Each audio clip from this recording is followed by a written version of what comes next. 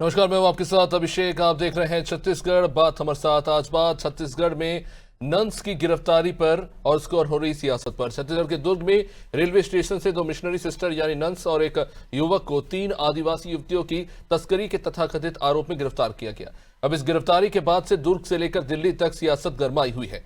दिल्ली में केरल से विपक्षी सांसदों ने संसद के बाहर प्रदर्शन करके विरोध जताया। उधर कांग्रेस के नेताओं ने भी सोशल मीडिया पर अपना विरोध जो है प्रकट किया है। राहुल गांधी ने सोशल मीडिया साइट पर लिखा कि छत्तीसगढ़ में 2 कैथोलिक नन्स को उनकी आस्था के कारण निशाना बनाकर उन्हें हिरासत में ले लिया गया। ये न्याय नहीं बल्कि भाजपा आरएसएस का एक भीड़ तंत्र है। प्रियंका गांधी ने भी सोशल मीडिया पर लिखा कि छत्तीसगढ़ के दुर्ग में 2 नन्स को बिना किसी कानूनी आधार के हिरासत में लिया गया। उन पर धर्मांतरण और मानव तस्करी तक के झूठे आरोप लगा दिए गए। यह अल्पसंख्यकों के अधिकारों पर गंभीर हमला है। कांग्रेस महासचिव केसी वेणुगोपाल ने तो सोशल मीडिया पर यह दावा किया है कि उन तीनों लड़कियों को लीगल तरीके से नौकरी के लिए ले जाया जा रहा था। अब उधर छत्तीसगढ़ में कांग्रेस के अध्यक्ष दीपक बैज ने भी कहा है कि इस मामले में जो कार्रवाई की गई उसे सार्वजनिक करना जरूरी है, करना चाहिए। आपको बता दें कि दुर्ग रेलवे स्टेशन पर जिन 3 लड़कियों को 2 नन्स और उनके एक साथी के साथ इन्हें आगरा ले जाया जा रहा था, उनमें से एक रो रही थी, ऐसा कहा जा रहा है। इसी बीच बजरंग दल के कार्यकर्ताओं ने उनकी बातचीत सुनी और वहां हंगामा खड़ा कर दिया।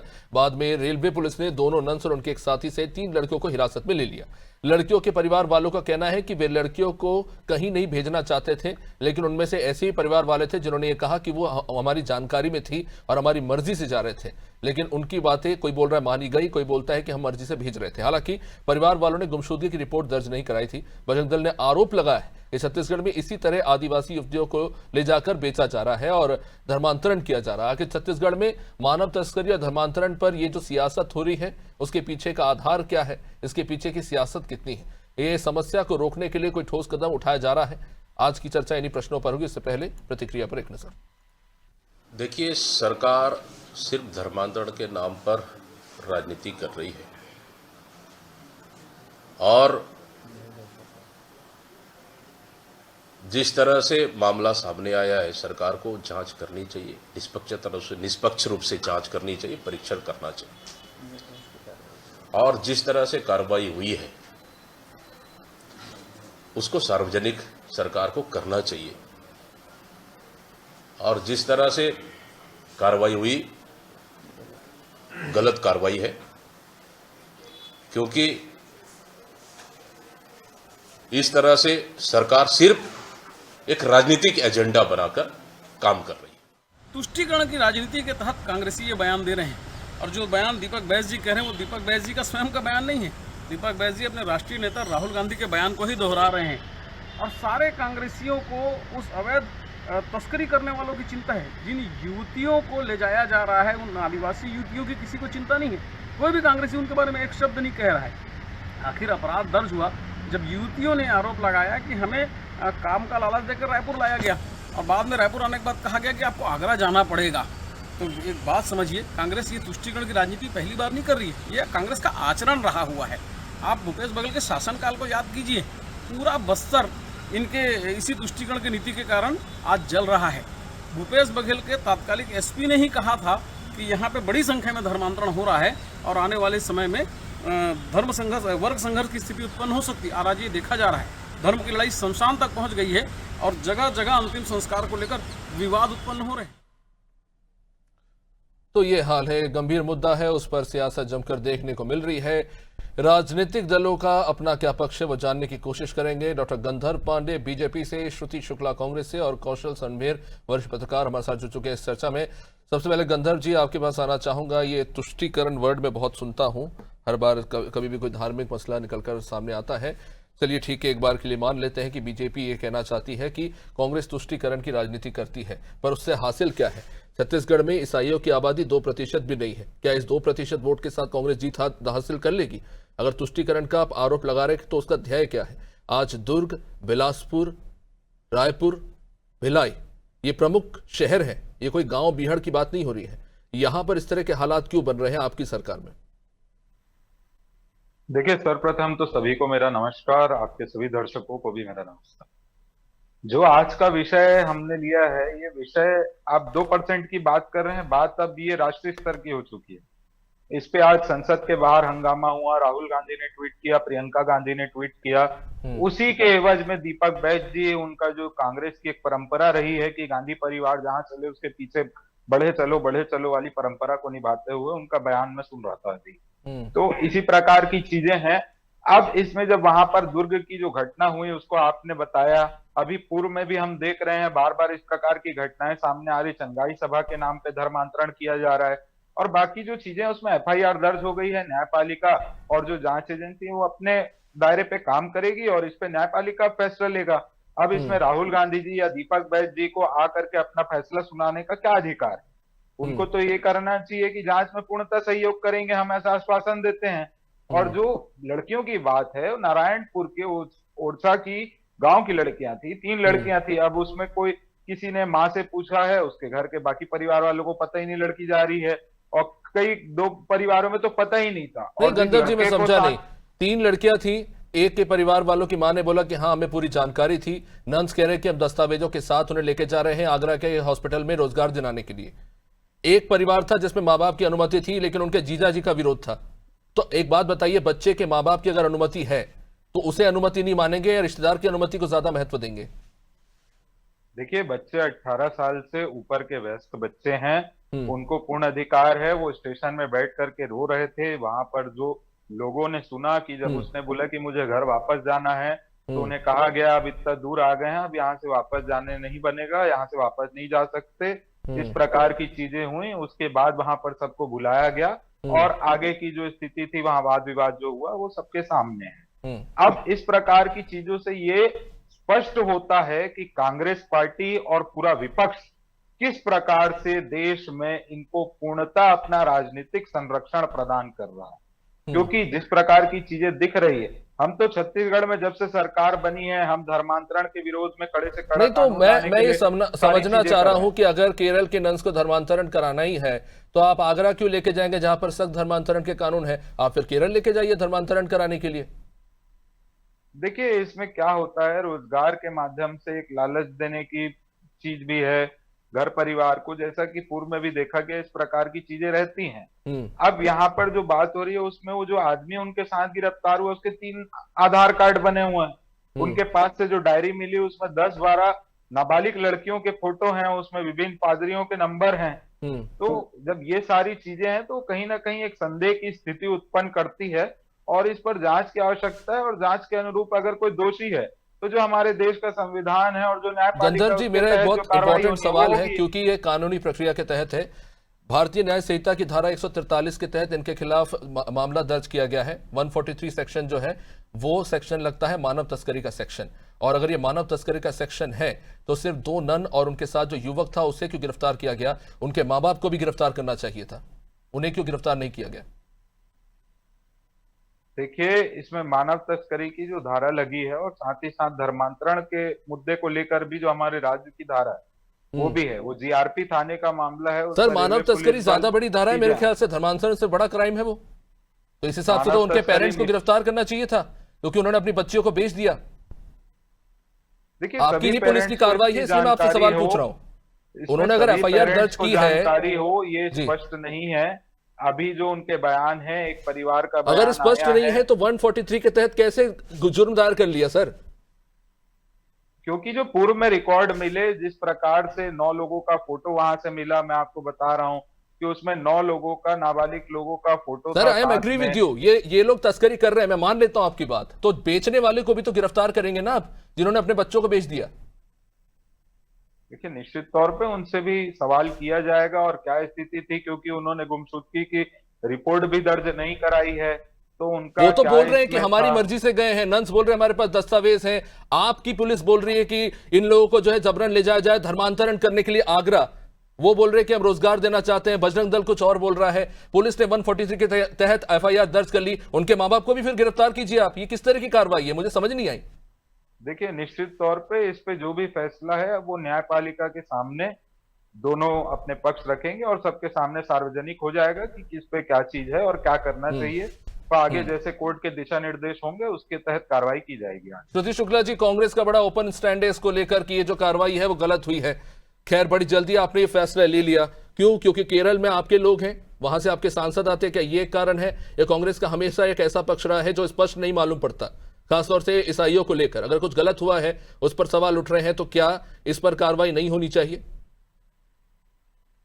जी, सबसे पहले आप सभी को मेरा सादर जय जोहार। और देखिए अभिषेक जी, कांग्रेस का जो स्टैंड है ये क्या है, इसको जानने से पहले तो हम ये जान ले कि देखिए राज्य में सरकार तो आपकी है। सबसे बड़ा मुद्दा तो ये उठता है कि आपकी सरकार रहते हुए इतने बड़े बड़े क्राइम और इतनी बड़ी बड़ी वारदात छत्तीसगढ़ में हो कैसे जा रही है। जो लोग बड़ी बड़ी बातों का दम भरते हैं, ये बड़ी बड़ी बातें करते हैं कि धर्मांतरण हमारे में नहीं हो सकता है, हम हिंदू धर्म के रक्षक हैं, तो फिर ऐसे लोगों की जब सरकार है तो ऐसे ऐसी वारदात छत्तीसगढ़ में हो कैसे जा रही। सबसे बड़ा प्रश्न चिन्ह तो इनकी सरकार के कार्यकाल के ऊपर लगता है, इनकी कार्यशैली पर लगता है कि इतने इतने बड़े कारनामे कैसे हो जा रहे हैं। दूसरी बात विपक्ष की, तो देखिए अगर सरकार में कोई गलत काम हो रहा है तो विपक्ष का काम है आवाज उठाना। देखिए विपक्ष सिर्फ इतना कह रही है कि आप किसी को गिरफ्तार कर रहे हैं तो साक्ष्य क्या, आप साक्ष्य प्रस्तुत करिए। भारतीय जनता पार्टी की सरकार की सबसे बड़ी कमजोरी है यही रही है, ये कोई भी एक्शन लेते हैं ना तो उसका ये साक्ष्य प्रस्तुत नहीं कर पाते हैं, है ना। बस मतलब कि इन्हें विपक्ष के अगर नेता कुछ कहते हैं या विपक्ष के लोग कुछ करते हैं तो सिर्फ इन्हें उनको गिरफ्तार करना, उनको घेरना, उनको परेशान करना इनको आता है। लेकिन इनके कार्यकाल में अगर ऐसी कोई तथाकथित चीजें हो रही हैं संदिग्ध टाइप की, तो अगर ठीक है आपने गिरफ्तार किया भी तो आपने किस बेस पे किया वो तो बेस मेरा वही सवाल है कि इसमें कांग्रेस की स्थिति इतनी डावाडोल क्यों नजर आती है? केसी वेणुगोपाल से लेकर राहुल गांधी और प्रियंका गांधी तो खुलकर यह बात कर रहे हैं, लेकिन जब मैं दीपक बैज जी का बयान सुनता हूं तो एक हिचक नजर आती है। कहीं ना कहीं ऐसा लगता है कि आपको भी हिंदू वोट्स जो है चाहिए, वो आपकी प्रायोरिटी में है। और शायद कहीं ना कहीं ये कारण भी है कि जब आपकी सरकार थी भूपेश बघेल जी की, तब भी गांव में यही स्थिति थी कि कोई धर्म परिवर्तित अगर ईसाई है उसको शव दफनाने के लिए हाईकोर्ट और सुप्रीम कोर्ट तक धक्के खाने पड़ते थे। एक तो परिवार में कोई मर गया है, ऊपर से उन्हें दफनाने के लिए कोर्ट के धक्के खाने पड़ रहे हैं। ये तो आपकी सरकार में भी हुआ है, ये कोई नई बात तो हो नहीं रही।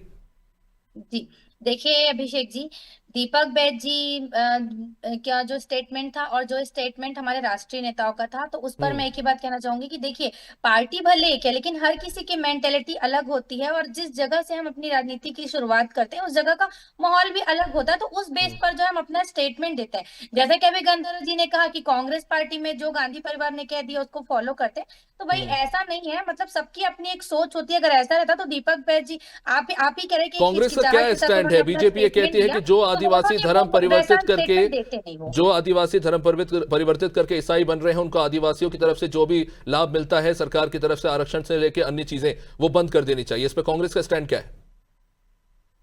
देखिए अभिषेक जी, धर्म परिवर्तन आज सबसे बड़ा मुद्दा है और धर्म परिवर्तन के सबसे बड़े जिम्मेदार कौन है पहले इसको भी समझ लीजिए, क्योंकि लगातार 15 वर्षों से केंद्र में भारतीय जनता पार्टी की सरकार है जो लगातार धर्म के नाम पर वोट हासिल करते आई है, राजनीति करते आई है और राज्य में भी इनकी सरकारें हैं, है ना। और अभी आपने कहा कि देखिए जो कन्वर्टेड लोग रहते हैं उनको अंतिम संस्कार के लिए परेशानी होती है, अनेक प्रकार की परेशानियों का उनको सामना करना पड़ता है। तो देखिए कई बार ऐसा होता है कि अगर जो धर्म परिवर्तन किए वाले कन्वर्टेड लोग रहते हैं तो ग्रामीण, मैं अवैध की बात नहीं कर रहा हूं, मैं श्रुति जी, मैं तो कह रहा हूं, मैं तो वैध की बात कर रहा हूं कि जो तय कानूनी प्रक्रिया है उसका पालन करके कोई व्यक्ति अपना धर्म परिवर्तित करता है, कोई आदिवासी ईसाई बन जाता है, तो क्या उन्हें वो लाभ मिलने चाहिए जो आदिवासियों को मिलते हैं? मेरा वही सवाल है कि कांग्रेस का स्टैंड क्या है इस पे? देखिए अभिषेक जी, अगर धर्म परिवर्तन कोई व्यक्ति करता है तो भाई मतलब धर्म परिवर्तन करने से ऐसा तो नहीं है कि वो मतलब नए धर्म में चले गया तो वहां की नहीं, तो मुख्यमंत्री विष्णुदेव साय जी यही तो कह रहे हैं कि ये जो ईसाई समुदाय के जो ऐसे चैरिटेबल संस्थाएं हैं वो लालच देती हैं कि हम आपको शिक्षा रोजगार देंगे, आपको बेहतर जीवन देंगे, आप हमारे समाज में आइए, तो उसी के लालच में वो जाते हैं। तो फिर अगर वो लाभ उनको मिल रहा है और उस लालच में वो उस धर्म में से जुड़ रहे हैं, चलिए ठीक है, आप अपनी मर्जी से जुड़ रहे हैं, तो क्या उन्हें वो लाभ मिलने चाहिए जो आदिवासी वर्ग को मिलते हैं क्योंकि वो पिछड़े हुए हैं समाज में? देखिए इस पर कांग्रेस की सरकार थी, उस समय भी इस पर बहुत वाद विवाद हुआ करता था। मुझे लगता है कि अगर हम अगर कोई व्यक्ति आदिवासी और अगर वो कन्वर्ट होकर दूसरे धर्म में चले जाता है तो ठीक है, ये भले उसका एक पर्सनल विषय है, लेकिन एक प्रकार से देखा जाए तो बहुत व्यापक चीजें हो जाती धर्म परिवर्तन की। तो जो पिछले समय आदिवासी रहते उनको जो मूल चूल लाभ मिल रहा था, शायद धर्म परिवर्तन करने के बाद बहुत सी सुविधाएं और बहुत से लाभ उनको नहीं मिल पाते हैं। तो देखिए अब ये जो भी है ये कानूनी प्रक्रिया के तहत आता है और निश्चित ही इसको सरकार जो है और कानून है वही निर्धारित कर पाएगी। हम और आप इस चीज का कोई भी ऐसा प्रॉपर आंसर नहीं दे कानून सकते। तो देखिए 1968 का अभी भी एग्जिस्ट करता है, लेकिन ये कानून से ज्यादा एक बड़ी सामाजिक समस्या है कौशल रणवीर जी भी हमारे साथ हैं। कौशल जी, ये जो हम देख रहे हैं दिल्ली में जो हो रहा है, जिस तरह से गिरफ्तारी हुई और जिस तरह की कार्रवाई हुई, उसको लेकर कई सारे सवाल खड़े हो रहे हैं क्योंकि बहुत सारे कॉन्ट्रडिक्शन है। अगर सिर्फ नन्स की जो गिरफ्तारी हुई उसी पे आ जाए तो 3 परिवार हैं जिनकी बेटियां जो है इनके साथ जा रही थी। एक तरफ नन का अपना बयान है कि हम पूरे दस्तावेज के साथ है, आप देख लीजिए, हम कानूनी रूप से ना आगरा ले जा रहे, एक अस्पताल में नौकरी दिलवाने। दूसरी तरफ परिवार के जो मूल सदस्य वो कह रहे हैं कि हमारी जानकारी में है और हमारी मर्जी से जा रहे हैं। दूसरे परिवार के कुछ रिश्तेदार जो इसके खिलाफ है। वही पुलिस ने 143 BNS के तहत FIR दर्ज कर ली, लेकिन हिरासत में सिर्फ यही लोग हैं, जबकि हिरासत में तो वो भी होना चाहिए जिन्होंने अपने बच्चों को भेज दिया। ये हो क्या रहा है? अभिषेक जी, देखिए, छत्तीसगढ़ में धर्म परिवर्तन और मानव तस्करी ये आज की बात नहीं है। आप देखेंगे लंबे समय से छत्तीसगढ़ में इस तरह की चीजें हो रही है और लगातार अनवरत जारी भी है। इसके पीछे के कारणों को समझना होगा कि आखिर लोग अपने धर्म को परिवर्तन क्यों कर रहे हैं और मानव तस्करी जैसी स्थिति पैदा क्यों हो रही है। आप देखेंगे छत्तीसगढ़ में ऐसे बहुत सी जगह है, बहुत से गांव है, बहुत से ऐसे लोग हैं जो अभी भी मूलभूत सुविधाओं से वंचित है, जिनकी आर्थिक स्थिति बहुत कमजोर है। तो कहीं कहीं ऐसे लोगों को टारगेट करते हैं जो धर्मांतरण करने वाले लोग हैं या फिर मानव तस्करी से जुड़े, जो दूसरे प्रदेशों में ले जाके बेचने की जो बात आती है। बहुत सारे मामले छत्तीसगढ़ में पिछले राज्य बनने के बाद से ऐसे कई मामले आ चुके हैं जिसमें इस तरह की घटनाएं होती है कि छत्तीसगढ़ की जो बेटियां हैं या छत्तीसगढ़ की जो महिलाएं हैं उनको दूसरे प्रदेशों में भेज दिया गया है। कई बार आप देखेंगे बंधक बना के रखा जाता है। तो ऐसे कई मामलों में पुलिस ने कार्रवाई की है और लगातार इस तरह घटनाएं सामने आती है। तो छत्तीसगढ़ में जो भी या केंद्र में जो भी सरकारें हैं उनको सबसे पहले इनकी मूलभूत सुविधाओं पर ध्यान देना चाहिए कि आखिर इनके पीछे की जो सबसे असली वजह क्या है, उनकी आर्थिक स्थिति को हम कैसे मजबूत कर सकते हैं ताकि वो जहां पर है वहीं पर रहें। क्यों अपना घर छोड़ेंगे, क्यों पलायन करेंगे यदि उनको वहीं पर सारी सुविधाएं मिलेंगी, रोजगार मिलेगा, पैसा मिलेगा, पढ़ाई की अच्छी चीजें मिलेंगी। यही वजह है कि आप देखेंगे इसके पीछे के कारणों को जाएंगे, सबसे बड़ा होता है प्रलोभन। जो भी धर्मांतरण करने के लिए जाता है या फिर बाहर ले जाके नौकरी देने की बात करता है, उसके सबसे बड़ा होता है कि लालच देंगे कि हम तुमको वहां ले जाके नौकरी दे देंगे, अच्छा खाना पीना मिलेगा, पैसा मिलेगा। यही असली वजह है सबसे बड़ी। इसके तहत तक सरकार को जानना चाहिए। सरकारी ये सब चीज जानती भी है, लेकिन बहुत सारी योजनाएं बनाती भी है, लेकिन आप देखेंगे जो धरातल तक जो योजनाएं पहुंचनी चाहिए उन तक वो नहीं पहुंचती है। कई योजनाएं जो कागजों में दम तोड़ देती है। सर, योजनाओं से अगर देश का विकास होता तो आज देश बन चुका होता नंबर 1 देश। खैर, मैं इस पे आना चाहूंगा कि सर आपने जो बात कही उसी पे आते हैं कि देखिए, कानून तो उत्तर प्रदेश का भी है। मुख्यमंत्री जी कह रहे हैं कि हम और कड़ा कानून बनाएंगे। जैसा कि ठीक आपने कहा कि जो बुनियादी जरूरतें हैं वो पूरी नहीं हो रही, ऐसे में लोगों को जो विकल्प मिलता है वो उस तरफ चल पड़ते हैं। मुख्यमंत्री विष्णुदेव साय जी ने बिल्कुल सटीक बात की, मुझसे एग्री करता हूं कि कुछ ऐसे संगठन है, जो धार्मिक संगठन है, वो लोगों को कहते हैं कि हम आपको बेहतर शिक्षा देंगे, बेहतर जीवन देंगे, बेहतर स्वास्थ्य देंगे, आप हमारे साथ आइए, और इस लोभ लालच में वो उस धर्म से जुड़ जाते हैं। लेकिन उसके बाद जो उन्होंने कहा वो मैं समझ नहीं पाया। उन्होंने कहा कि हम कड़ा कानून बनाएंगे धर्मांतरण को लेकर। एक सेंटेंस में आप खुद ये कह रहे हैं कि उनकी शिक्षा, स्वास्थ्य और बुनियादी जीवन की जरूरत पूरी नहीं हो रही। आप उसे पूरी करने के बजाय वो जो प्रताड़ित लोग हैं वो किसी और धर्म में न चले जाए, वो आप कानून बता रहे हैं, लेकिन आप उस प्रॉब्लम को एड्रेस नहीं करना चाहते जिस वजह से वो किसी दूसरे धर्म में जा रहे हैं। देखिए, निश्चित तौर पर धर्मांतरण को लेकर पिछले विधानसभा सत्र में ही कानून लाने की प्रक्रिया शुरू हुई थी, लेकिन पता नहीं क्यों नहीं आ पाया।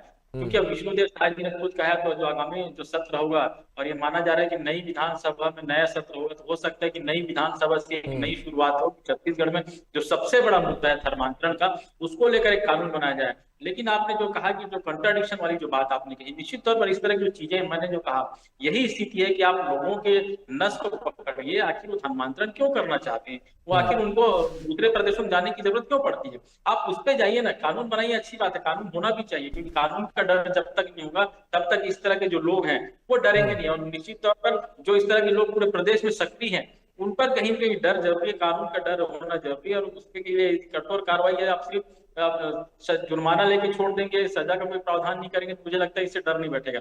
ऐसे कड़े कानून बनाए जाने चाहिए। कौशल जी, सजा का प्रावधान तो है, 2 साल की सजा का प्रावधान है, उसमें आर्थिक अर्थदंड का भी जो है प्रावधान है। बात यह है कि कानून ये कहता है कि अगर आप कोई कानून लाते हैं, उस कानून से पहले के जो जुर्म है वो, उस पर जो सजा है वो इस कानून के तहत तय नहीं होगी।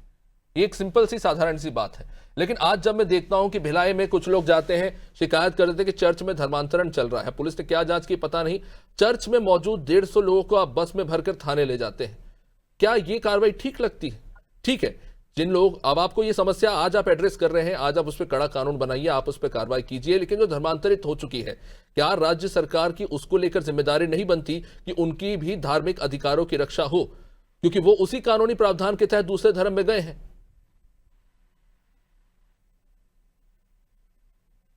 कौशल जी। निश्चित तौर पर 2 दिन पहले भी राजधानी रायपुर में इस तरह की घटनाएं हुई जहां पर धर्मांतरण को लेकर जो बजरंग दल के जो लोग हैं वो सामने आए थे और इस तरह के मामले आए थे। आपका कहना बिल्कुल जायज है कि जो चीज धर्म में है उसके धर्म की रक्षा होनी चाहिए और इस तरह की जो चीजें सामने आती है उस पर बिल्कुल फोकस होना चाहिए कि हर हमारे देश में सर्वधर्म समभाव की जो बात होती है, जब सभी धर्म को मानने की बात होती है तो निश्चित तौर पर यदि कोई व्यक्ति किसी धर्म का है तो उसके धर्म का सम्मान किया जाना चाहिए। लेकिन जबरन धर्मांतरण की जो बात है उस पर बिल्कुल रोक लगनी चाहिए, क्योंकि आप किसी व्यक्ति को जबरदस्ती अपने धर्म मानने के लिए कैसे आप कर सकते हैं। तो इस तरह की चीजें मुझे लगता है कि इस पर रोक लगनी चाहिए। यदि कोई व्यक्ति स्वेच्छा से जा रहा है तो उस पर आप कोई कुछ नहीं कर सकते, क्योंकि सभी को सभी धर्म मानने का अधिकार है। लेकिन आप देखेंगे छत्तीसगढ़ में जिस तरह की स्थिति चल रही पिछले कुछ सालों से, कहीं कहीं बहुत चिंतनीय विषय है और सबसे बड़ा जो प्रभावित वर्ग है आदिवासी वर्ग है। आप देखेंगे जो बस्तर और जसपुर और सरगुजा के जो आदिवासी हैं, कई ऐसे गांव हैं जहां पर आप देखेंगे मरने के बाद लोगों को मिट्टी दी जाती है, वहां पर आप जाके देखेंगे क्रॉस का चिन्ह लगा हुआ है। तो ऐसे कौन से गांव, कितने पुराने गांव हैं जहां पर इस तरह की चीजें हैं, जहां पर बहुत बड़ी संख्या में ईसाई धर्म मानने वाले लोग हैं। तो कहीं न कहीं ये धर्मांतरण से प्रभावित लोग हैं और यही वजह मुझे लगता है कि जो कानून की जो बात होती है, जो कड़े कानून, अब 2 साल में क्या होता है, लोगों को लगता है चलो यार ठीक है 2 साल तो ऐसे कट जाएगा, क्योंकि उसके पीछे प्रलोभन बड़ा होता है, पैसे बहुत मिलते हैं। जो धर्मांतरण कराने वाले लोग उनको पैसे के लालच ज्यादा दिया जाता है और यही वजह है कि ऐसे कामों में जो लोग लगे हैं, जो संलिप्त हैं, उन पर कार्रवाई की जानी चाहिए, असल उनको चिन्हांकित किया जाना चाहिए। आखिर छत्तीसगढ़ में ऐसे कौन से लोग हैं जो इस तरह के काम में लगे हुए।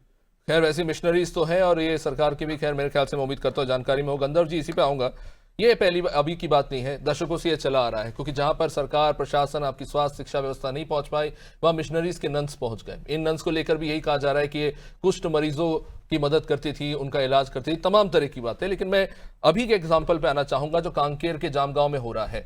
एक व्यक्ति जो धर्म परिवर्तित थे, लंबे समय से वो ईसाई धर्म को मान रहे थे, उनके परिवार ने उनका शव दफन किया। अब वहां पे लोग खड़े हो कि नहीं, दफन किए हुए शव को बाहर निकालिए। वहां पे आपके जो अधिकारी हैं वो समझाने की कोशिश करें, देखिए पहली बात तो शाम हो चुकी है, दूसरा उनके परिवार के बच्चे हैं जिनके पिता की मृत्यु हुई है, उनके सामने शव को बाहर निकालेंगे वो ठीक नहीं लगेगा। ये तमाशा चला है वो कई मिनटों या मेरे ख्याल से घंटों तक। क्या ये ठीक लगता है? और ये कांग्रेस सरकार में भी हुई है, मैं ऐसा नहीं कह रहा हूं कि सिर्फ आपकी सरकार में हो रही है, लेकिन क्या आपको ये ठीक लगता है, ये होना चाहिए?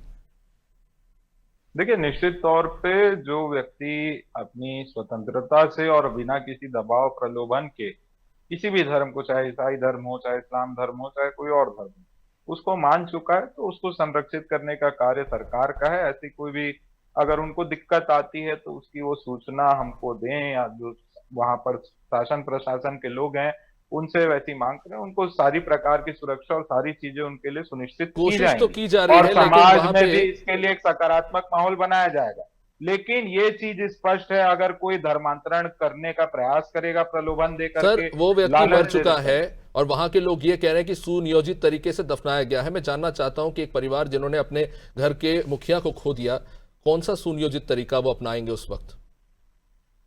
देखिए, वो सुनियोजित तरीका मतलब इस प्रकार की चीजें नहीं। अगर कहीं पर भी इस प्रकार की विवादास्पद स्थिति होने की आशंका है तो वहां जो स्थानीय प्रशासन है उससे सुरक्षा बाकी चीजों के लिए अगर अवगत करा दिया जाए तो इस प्रकार की चीजों को देखने में कमी आएगी और धीरे धीरे समाज में इसमें जागरूकता भी आ जाएगी। और उसके साथ ही साथ हम पहले से कह रहे हैं कि छत्तीसगढ़ में जब आप देखेंगे तो एशिया का 2nd लार्जेस्ट चर्च जशपुर में बना। अब वो कब बना? 1960-65 की बात है ये। उस समय से वो बना हुआ, उस समय से सारी चीजें चल रही हैं। अब इसमें जितना नियंत्रण किया जा सकता है, हमारे पूर्व में जो वरिष्ठ मंत्री रहे हैं आदरणीय जुदेव जी, जिनके नाम से जशपुर में जय जुदेव नारा भी लगता है, उन्होंने भी घर वापसी अभियान चलाया। लगातार इस प्रकार की चीजें की जा रही। और जो सरकार की योजनाओं की बात चल रही, तो नियत निर्लार योजना के माध्यम से अभी सरकार की विभिन्न योजनाएं एकदम आखिरी अंतिम पंक्ति तक पहुंचाने का कार्य प्रभावी ढंग से किया जा रहा है। वो कोशिश अब की जा रही है, लेकिन पहले की स्थिति हम सभी खैर जानते हैं, तो ठीक है, अच्छी बात है, कोशिश करना चाहिए लोगों को मुख्य धारा में लाने की। खैर इस चर्चा को यहीं पे विराम देना होगा। बहुत बहुत शुक्रिया आप सभी मेहमानों के इस चर्चा में जुड़ने के लिए। तो ये जो गिरफ्तारी हुई है उसको लेकर कई सारे सवाल हैं, कई सारी आशंकाएं बनी हुई हैं, किसका दावा सही है, जमीनी हकीकत क्या है, और ये जो कार्रवाई पुलिस के द्वारा की गई है उस पर जो सवाल उठ रहे हैं, क्या वो जायज नहीं है, क्या ये जो कार्रवाई हुई है ये संतोषजनक कार्रवाई है? इन्हीं सवालों के साथ इस चर्चा को यहीं पे देंगे विराम। देखते रहिए अनादि टीवी। नमस्कार।